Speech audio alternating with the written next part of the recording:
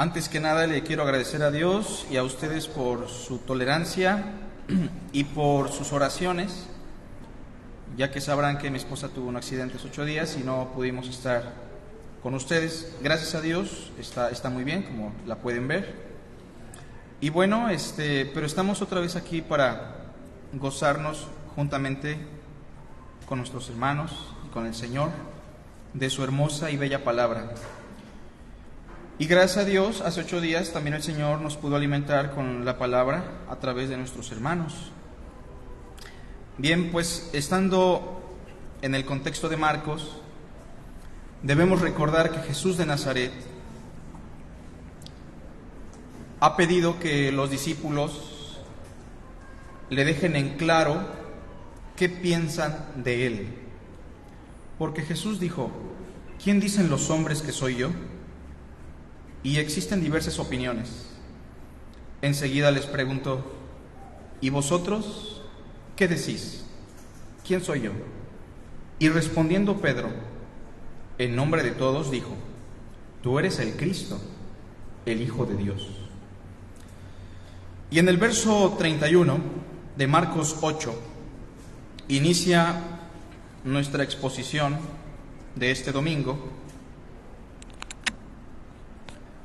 Si recordarán, esta porción incluso la leímos de manera parcial, porque inmediatamente que Pedro confiesa a Jesús como el Cristo, Cristo entonces, a razón de notar que sus apóstoles ya tienen una conciencia más clara, les quiere dejar muy en claro lo que implica ser el Mesías, lo que implica ser el Cristo, desde la perspectiva de Dios y no desde la perspectiva de los hombres.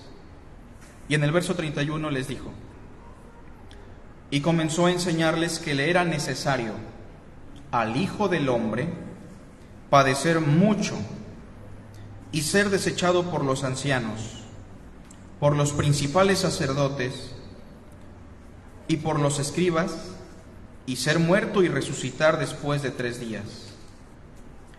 Esto les decía claramente. Entonces Pedro le tomó aparte y comenzó a reconvenirle. Primero notemos que lo que Cristo acaba de decir es claro. Ellos no tienen duda.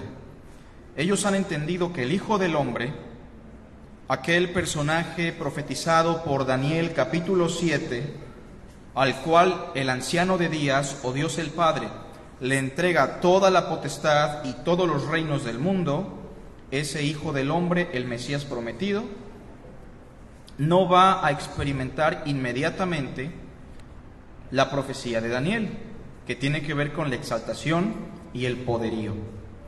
Porque el Mesías, el Hijo del Hombre, les ha dejado muy en claro que antes de todas esas glorias es necesario que sea desechado, padecer mucho, ser desechado por los ancianos, los príncipes, morir y resucitar.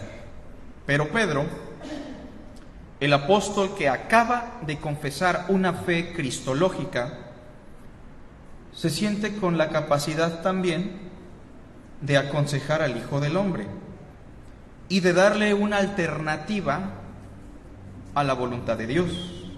Noten el atrevimiento. Se siente con la capacidad de aconsejar al Mesías, uno más grande que Salomón, y de darle una opción alterna a la voluntad de Dios para él. Entonces, el verso 32 dice que Pedro lo comenzó a reconvenir. Le empezó a aconsejar y, según en las palabras de Mateo: Señor, que ninguna de estas cosas te acontezcan. Pero él, volviéndose y mirando a los discípulos, reprendió a Pedro. Y sí, mirando a los discípulos implica que para Jesús era muy importante que esta reprensión le quedara clara a todos. Y noten lo que dice el verso 33. Y le dijo: quítate de delante de mí, Satanás, porque no pones la mira en las cosas de Dios, sino en las de los hombres. Obviamente Pedro no es Satanás, ni siquiera estaba poseído por Satanás, pero estaba actuando como el mismo Satanás, como un adversario. ¿Ha pensado usted que muchas veces nosotros actuamos y procedemos delante de Dios con actitudes satánicas? Porque es muy fácil hablar del satanismo o hablar del enemigo en el contexto de la brujería, en el contexto de la magia, en el contexto del mundo. Pero pocas veces se nos ocurre hablar de actitudes satánicas, diabólicas, en el contexto de los discípulos de Cristo. Y es por eso que en esta tarde vamos a reflexionar sobre el siguiente tema: cuando nuestras actitudes son satánicas. Cuando nuestras actitudes, acciones, palabras, lo que les venga a la mente, son satánicas, son contrarias a Dios. Cuando hablamos del adversario o del enemigo, la Biblia usa diferentes títulos que lo describen. Uno de los más famosos es diabolos o diablo, que significa calumniador o mentiroso. Cristo le llama así porque esa es su actividad. De hecho, Jesús dijo que Él es el creador o el padre de la mentira, y que a causa de la mentira Él es homicida desde el principio. Desde el jardín del Edén Él ha practicado el homicidio y no hay verdad en Él. Pero otro título famoso para hablar del enemigo es Satanás o Satán, que es una palabra que se traduce como adversario, aquel que se opone a Dios. Y de hecho es el título que propiamente se usa en el Antiguo Testamento para hablar de este personaje. Actitudes satánicas en la esfera del reino. ¿Está usted muchas veces cometiendo acciones satánicas juntamente conmigo y no nos damos cuenta? Y por eso vamos a reflexionar a partir de lo que nos brinda Marcos para evaluar si nosotros estamos viviendo como cristianos con una confesión de fe correcta, como la de ¿quién? Como la de Pedro. Pero aunque con una confesión correcta, actitudes satánicas son lo que nos caracteriza. Notemos en primer lugar que una actitud satánica plasmada en esta porción número 1 tiene que ver cuando proveemos una vía alternativa a la voluntad de Dios. Reitero, una actitud satánica es cuando promovemos, aconsejamos, sugerimos una vía alternativa a la voluntad de Dios. ¿Qué es lo que dijo el Hijo del Hombre?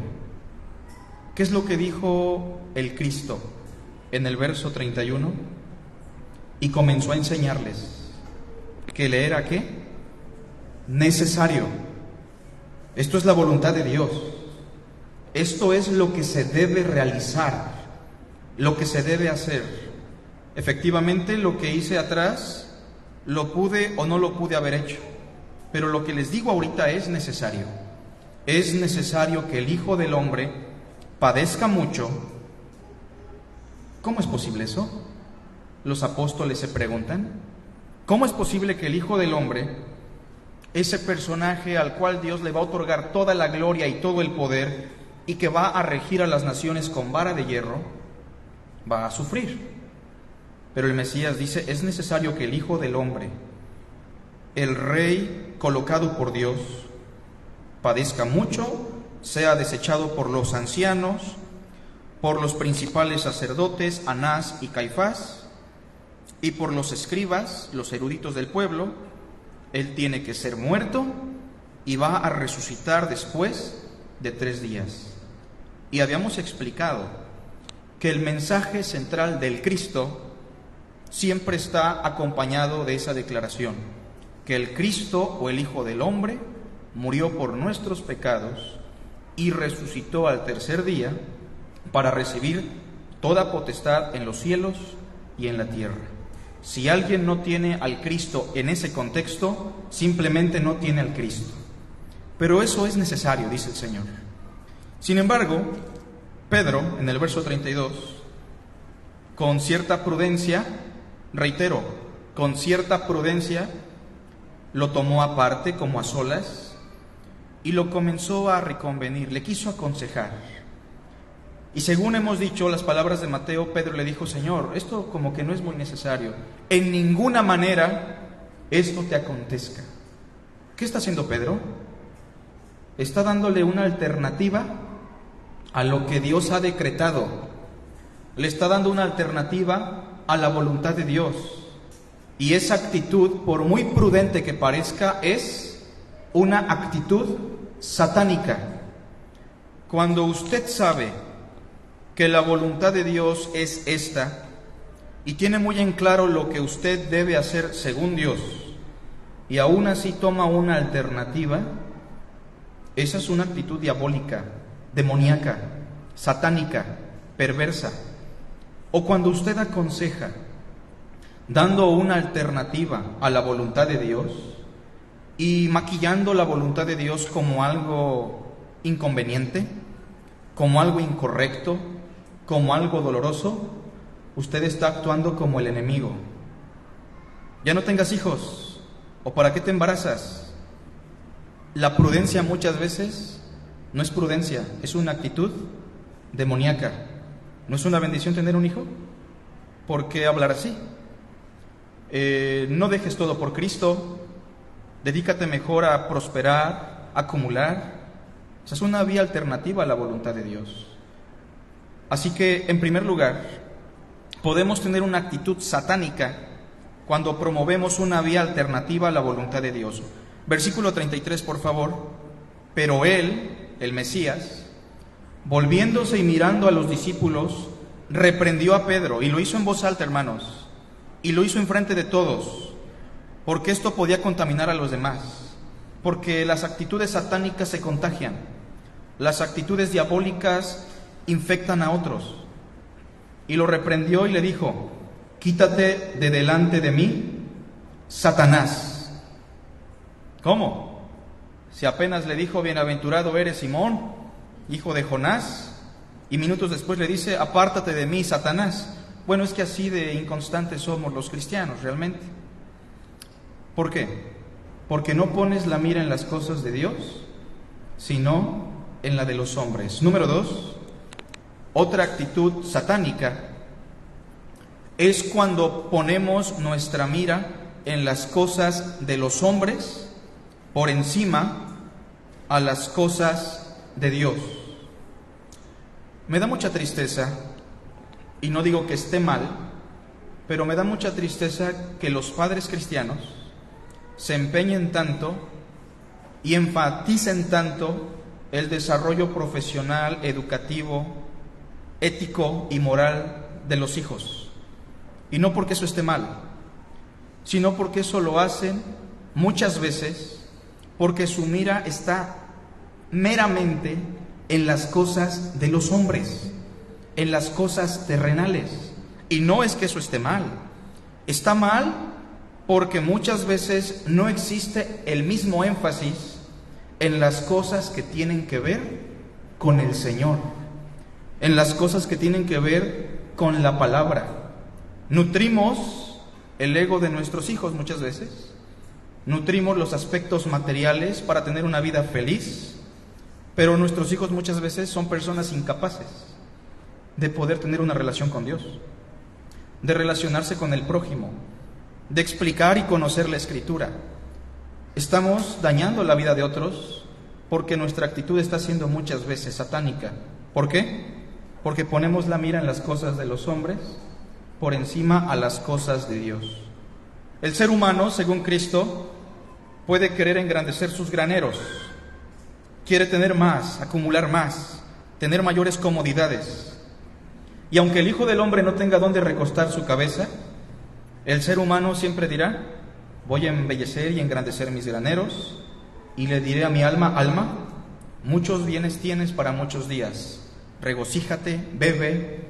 Y sin embargo el hombre no sabe cuándo le vendrán a pedir su alma. Pero Jesús sí dijo, y dejó muy en claro, que lo que los hombres tienen por sublime, delante de Dios es abominación.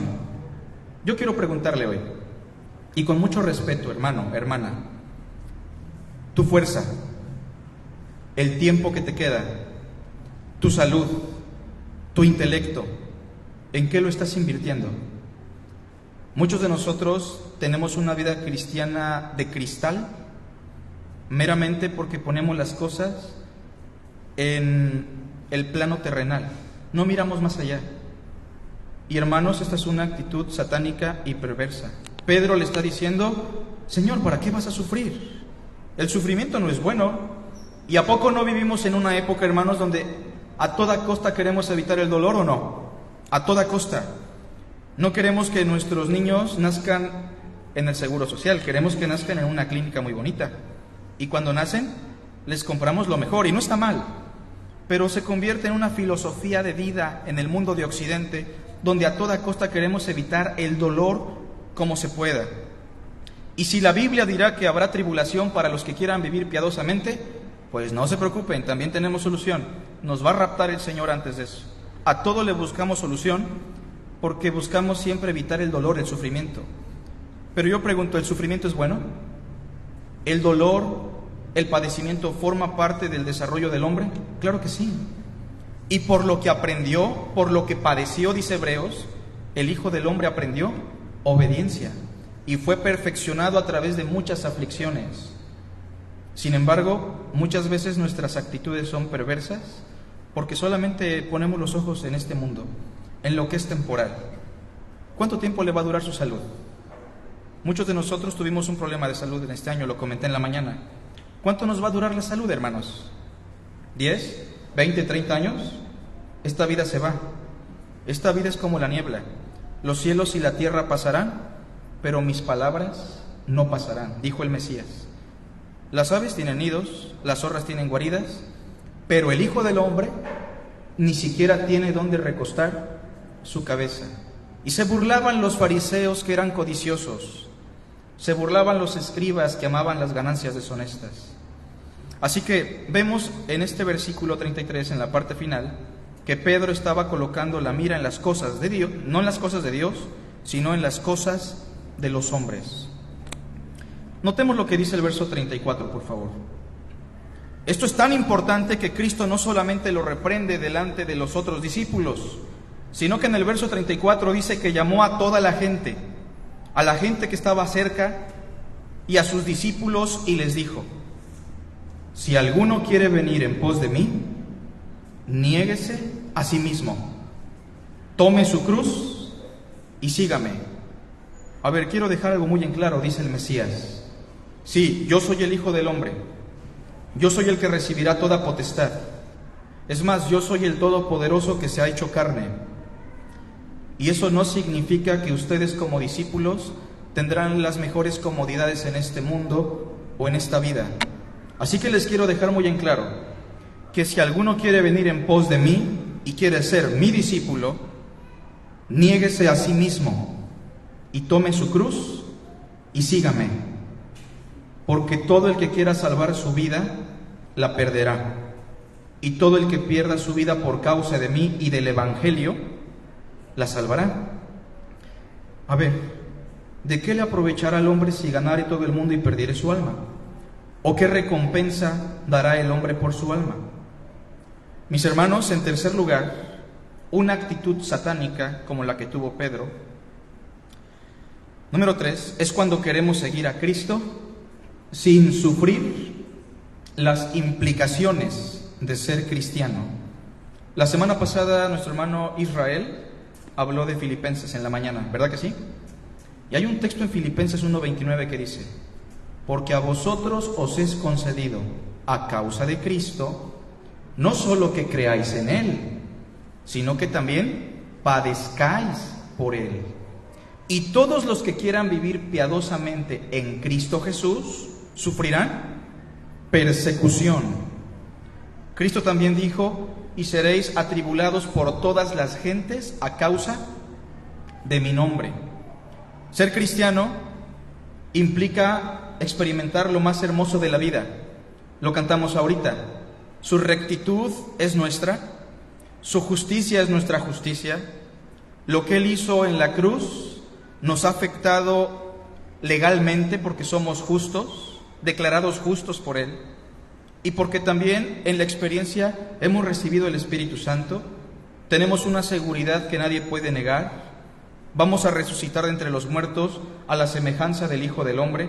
Sin embargo, la invitación del Mesías es una invitación que implica dos aspectos. Escuchen bien. Si alguno está cargado y trabajado, venga a mí y yo lo haré descansar. ¿Qué nos ofrece Jesús? Reposo, descanso. Y noten lo que sigue. Llevad mi yugo sobre vosotros. ¿Qué nos ofrece? Reposo o una carga. Las dos cosas. Yo les haré reposar, pero vengan y lleven mi yugo. No dice que va a llevar nuestro yugo, sino que llevemos su yugo. ¿Y cuál es su yugo? El yugo de Cristo va a implicar que si queremos tener reposo y seguirle, tenemos que aprender de Él, que es manso y humilde de corazón. Y ese es un yugo muy difícil de llevar en la carne, en las fuerzas humanas. A ver, usted trate de ser humilde de corazón, trate de ser manso y humilde, no se puede. Pero si llevamos el yugo de Cristo, lo podemos hacer. Sin embargo, eso tiene implicaciones. Tiene implicaciones dolorosas, sufrimiento, persecución, discriminación. Y el texto nos dice en el versículo 34, si alguno quiere venir en pos de mí, niéguese a sí mismo y tome su cruz y sígame. Primero, en el inciso A, debemos destacar que una de las implicaciones de seguir a Cristo significa negarnos a nosotros mismos. ¿Creen ustedes que Pablo se levantó una mañana y dijo: quiero ser un apóstol, quiero predicar por todo el mundo, que me azoten, que me persigan, que me discriminen y que mi propio pueblo me rechace? ¿Creen que Pablo se levantó con esa iniciativa? No. Sin embargo, el Señor obró en su corazón y él entendió la implicación. Me tengo que negar a mí mismo. Cristo le dijo a Ananías: porque yo le enseñaré a Saulo cuánto le es necesario padecer por mi nombre. Y Pablo dirá: yo antes fui fariseo, en cuanto a la ley irreprensible, circuncidado al 8º día, pero todo esto lo tengo por basura para ganar a Cristo. El problema del ser humano no es que no se ame, es todo lo contrario. El problema del ser humano es que se ama tanto que cuando quiere seguir al Mesías, lo hace dentro de ese mismo contexto. Quererlo seguir siendo Él el centro aún del universo. Pero el texto nos dice que si alguno quiere venir en pos del Mesías, debe negarse a sí mismo. Eso va a implicar muchas veces, hermanos, no obtener los beneficios que obtienen los impíos. Eso va a implicar muchas veces llevar una vida sacrificial, una vida en tolerancia, perdonando, soportando. Pero debemos aprender a negarnos a nosotros mismos. Y si somos verdaderos discípulos, tenemos la garantía de que lo vamos a hacer tarde que temprano. Inciso B, dice el versículo: tomen su cruz. Debemos tomar nuestra cruz. Y esta es una expresión figurada que se entendía muy bien en la época, porque cuando llevaban a un condenado a la crucifixión, ustedes bien recuerdan que antes de la crucifixión el condenado tenía que llevar su propia cruz, cargándola, muchas veces desnudo, siendo el espectáculo de los demás.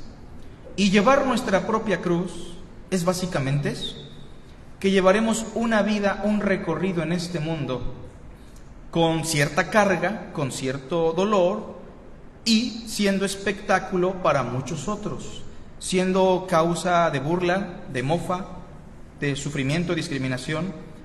Y al final de nuestros días, no crean que vamos a terminar muchas veces en un funeral muy bonito y que todos nos van a recordar muy bien. El apóstol Pablo es el vivo ejemplo. Antes de morir está en prisión, él ha dicho: mi tiempo ha llegado y ¿sabes qué? Demas me desamparó. Los demás, quién sabe dónde andan. En mi primera defensa ninguno estuvo a mi lado. Pero ¿cómo terminó el Mesías también? ¿Se acuerdan? Está escrito: heriré al pastor y las ovejas serán dispersas. ¿Está usted dispuesto a llevar la cruz del Mesías? ¿Llevar una vida sufriendo las implicaciones, pero entendiendo la grandeza de su amor? Porque no es sufrir por sufrir, es sufrir por el Mesías a sabiendas de que estamos experimentando lo más hermoso, su amor, su misericordia, su salvación, una relación con Él. Inciso C, el texto dice: perder nuestra vida. Verso 35. Porque todo el que quiera salvar su vida, la perderá. Y todo el que pierda su vida por causa de mí y del Evangelio, la salvará. Porque ¿qué aprovechará al hombre si ganare todo el mundo y perdiere su alma? ¿Se acuerdan del joven rico? ¿Por qué no siguió el Mesías? Porque él estaba con los ojos fijos en las riquezas. Porque él no quería perder un estilo de vida, una comodidad. Porque su estilo de vida para él era valioso y canjeó lo temporal por lo eterno. Porque ¿qué aprovechará el hombre si ganare todo el mundo y perdiere su alma? ¿O qué recompensa dará el hombre por su alma? ¿Puede usted dar algo por su alma? ¿Puede usted salvarse? ¿Tiene esa potestad? No se puede. Y número 4, para terminar, hermanos, una actitud satánica también es cuando nos avergonzamos de las palabras de Cristo. Y no quiero realmente ser duro con esto, pero muchas veces a los cristianos les da vergüenza las palabras de Cristo, ¿verdad que sí? Muchas veces nos avergüenza lo que el Mesías dice, y pareciera duro porque lo decimos en la iglesia, pero fuera de la iglesia, cuando estamos solos, sin hermanos, muchas veces las palabras de nuestro Señor nos son vergonzosas, y para Pedro eran vergonzosas sus palabras. ¿Cómo es posible que digas que vas a morir y resucitar? ¿Cómo es posible que digas que te van a desechar si tú eres el Hijo del Hombre? Eso es vergonzoso. Y en el versículo 38, noten con atención, hermanos: porque el que se avergonzare de mí y de mis palabras en esta generación, adúltera y pecadora, el Hijo del Hombre se avergonzará también de él cuando venga en la gloria de su Padre con los santos ángeles. ¿Qué valor tienen para usted las palabras del Mesías? ¿Qué valor tienen realmente las palabras del Salvador? Cuando usted está con los demás, ¿es capaz de hablar las palabras del Mesías? ¿Es capaz de citar las palabras del Mesías? ¿O le dan vergüenza? Porque esa es una actitud satánica y es la misma actitud del enemigo: avergonzarse y rechazar las palabras de Dios, con que Dios os ha dicho. Pues si eres hijo de Dios, siempre se pone en tela de juicio lo que Dios dice. ¿Usted pone en tela de juicio las palabras de Dios? ¿Le avergüenzan las palabras de Dios? Dirá Pablo: porque no me avergüenzo del Evangelio, pues es dinamita de Dios para salvación a todo aquel que cree. En esta mañana, hermanos, examinemos nuestra vida y preguntémonos: ¿yo como cristiano tengo actitudes diabólicas, satánicas, por las cuales Cristo debería reprenderme en público? ¿Acaso yo siempre estoy dando alternativas a la voluntad de Dios? Y dejemos muy en claro algo, hermanos: la voluntad de Dios es lo que dice su palabra, no lo que yo pienso, no mis convicciones. Las convicciones de alguien pueden ser muy fuertes, ¿o no? Pero eso no sirve de nada. Lo que dice la palabra es la convicción que debe arraigarse en nosotros. O podemos ser personas que solamente ponemos los ojos en las cosas de este mundo y no miramos las cosas de Dios. No nos interesa tal vez. O probablemente queremos seguir a Cristo sin sufrir las implicaciones, simplemente siguiendo un evangelio próspero, de bendición, pero que no implique nada con el dolor ni el sufrimiento. O probablemente sus palabras no son vergonzosas. ¿Cómo está usted hoy en su relación con Dios y sus hermanos en cuanto a lo que hoy estamos hablando? Hagamos una oración, hermanos, y pongámonos a cuenta con nuestro Dios. Padre, te agradecemos por tu hermosa palabra. Gracias por la exposición, Señor, porque sabemos que tu palabra es la que tiene poder. Te pedimos perdón porque muchas veces tenemos acciones satánicas, actitudes que no proceden de ti. Tú ilumínanos, Señor, perdónanos. Si algún hermano o hermana en esta tarde ha escuchado tu palabra y tú has tocado su corazón, Señor, transfórmale para que sea cada día más como tu Hijo. Y perdónanos porque muchas veces te fallamos. Ayúdanos, Señor, a ser como Jesús. Te lo pedimos en el nombre del Mesías. Amén.